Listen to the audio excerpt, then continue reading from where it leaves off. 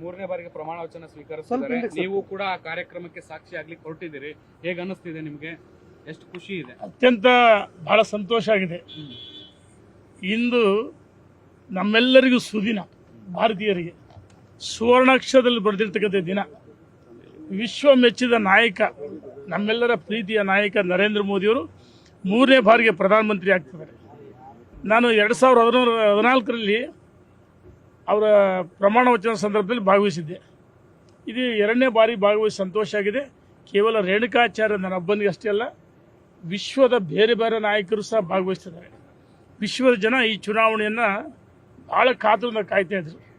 ಇವತ್ತು ನರೇಂದ್ರ ಮೋದಿಯವರು ಭಾರತ ದೇಶ ಆರ್ಥಿಕವಾಗಿ ಬಲಿಷ್ಠ ಆಗಬೇಕು, ಸದೃಢ ಆಗಬೇಕು ಮತ್ತು ಬೇರೆ ಬೇರೆ ಈ ಏನು ಎಲ್ಲ ಅಂತ ರಂಗದಲ್ಲೂ ಸಹ ಭಾರತ ದೇಶ ಮುಂದೆ ಬರಬೇಕು. ಅದು ಅವರ ಸಂಕಲ್ಪ.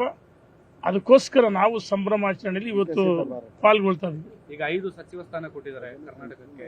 ಬಹಳ ಸಂತೋಷ ಆಗಿದೆ.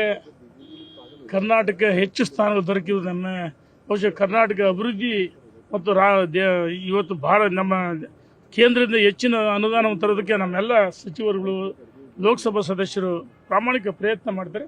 ಕರ್ನಾಟಕಕ್ಕೆ ಒಂದು ಒಳ್ಳೆ ಬಂಪರ್ ಅಂತ ಗಿಫ್ಟ್. ನ್ಯೂಸ್ ಫಸ್ಟ್, ನಿರ್ಭೀತಿಯಿಂದ ನಿಮ್ಮ ಪರವಾಗಿ.